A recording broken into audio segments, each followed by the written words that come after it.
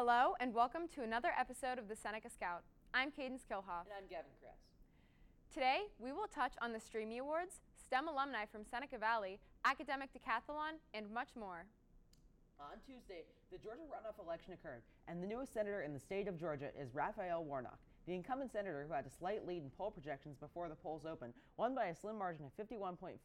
The vote gives Democrats 51 total in the Senate. Herschel Walker, who bagged 48.6% of the vote, was handpicked by former President Donald Trump. This election seats a new precedent in the South, being the only blue state in 2016 presidential election. Georgia was a toss-up this midterm. Midterms are often an appetizer for what's to come in the next presidential election. And this result might give some insight as to what to expect from Georgia in the next 2 years.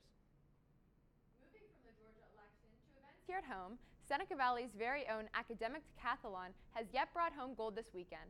The team competed at Westminster this past Saturday and competed among local schools. Top SV scorers at this competition include Ava Stort, Nancy Chen, and Zachary DeVault.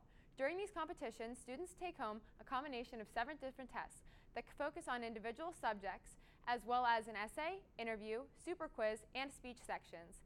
The theme of this year's competitions is the American Revolution and the New Nation.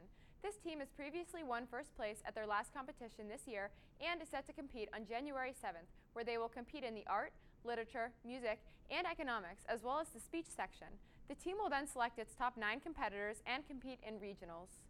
Every year, Seneca Valley STEM classes have been visited by notable Seneca Valley STEM alumni. This past year, in 2021, over 40 Seneca Valley STEM alumni participated in the event. The purpose of this STEM event is to get students more interested in taking STEM classes, to encourage students to pursue STEM after high school, and to contribute to the greater movement towards STEM in Seneca Valley. Some other pushes towards STEM in Seneca include the annual STEM fair, the success of the Science Honor Society, or the requirement of a STEM course for graduation. This year's STEM Alumni Days include over 50 speakers with such noteworthy professions ranging from a microbiologist to a wide variety of engineers. Now, let's hear from Mrs. Weston, an AP chemistry teacher here at Seneca Valley, to give us more insight on the event.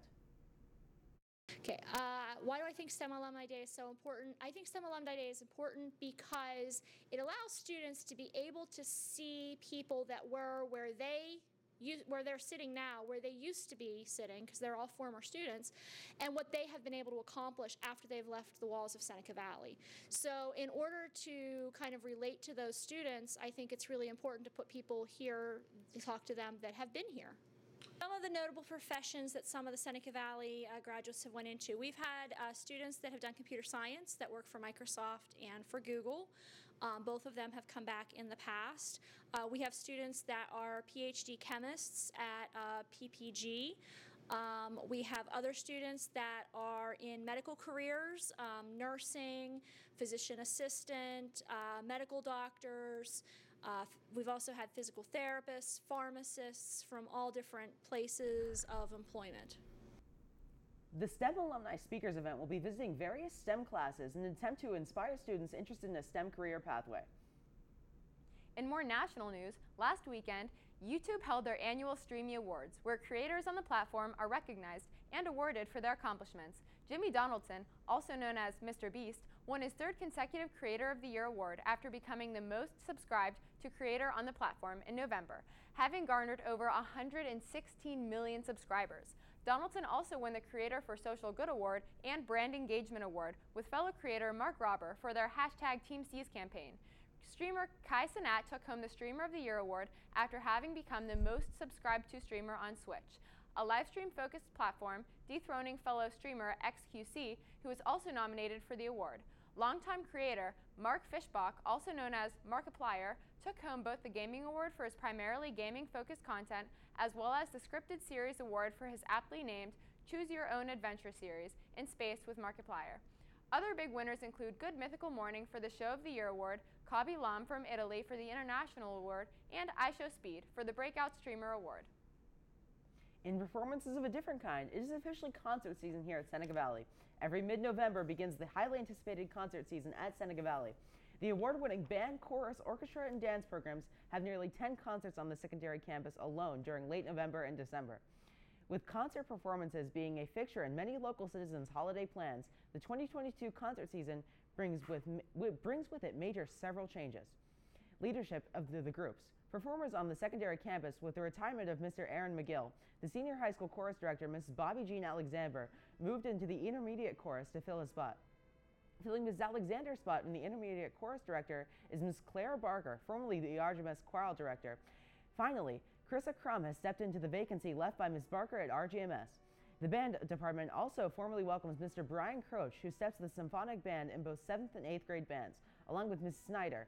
These historic shifts in the music leadership at Seneca Valley have not sacrificed the quality of the musicianship, though, as the bands and choruses have already had several excellent performances, including both senior high and intermediate chorus, along with jazz band just this week. Orchestra last week. Stay tuned for the high school band concert, show choir, the SV Academy of Choice performances next week as well. All concerts will be aired live and re-aired on SVTV over the next several weeks. Lastly, on November 20th, the Seneca Valley Boys varsity soccer team won the PIAA Soccer Championship after placing second in WPIAL finals. Seneca was able to move on to the PIAA Championship, where they won 6-0 against Lower Merion. This second state championship title for the team in 3 years, following a loss of 1-0 against Conestoga. The team spent this season working on both their offense and defense. They could not regain their PIAA state championship title that they've won in 2020. Let's hand it over to Cadence with the boys soccer captains, Captain Bo Lazeski, Max Marquette, and Connor Oros. I'm here with Bo Lazeski, Connor Oros, Max Marcotte. And could you guys please discuss some of the highlights from your season? Yeah, well, certainly I think the biggest highlight was definitely the PIAA state championship. However, there definitely were other highlights as well. One of my most favorite moments was our teammate Jeremiah Leslavic's game winner. It was a kick from about 40 yards away to win 1-0 awesome. against Central Catholic in the regular season. While there were a lot of special memories on the field, I think there was a lot of very, very special moments off the field as well, like the bus rides to and from games and just things like that, team bonding and Gannon camp before the season that were very special as well. How, as captains, did you help lead your team to the PIAA championship title? Well, even though the credit may go to us, there's certainly everyone on the team acting as a captain as well. We have the title, however, everyone's acting as a captain too.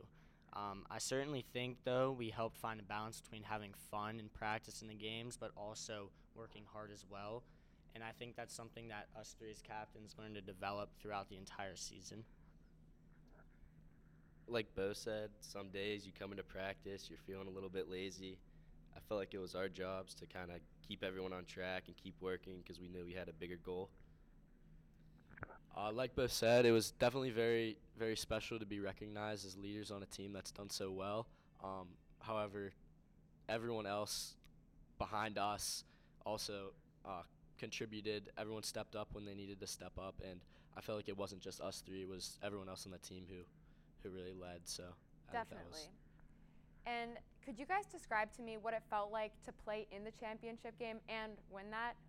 Well, going this year, the site was at a different stadium instead of Hershey Park, so it was a little bit of a different atmosphere. But playing the state championship game, I mean, the crowd's intense. You have some nerves before the game.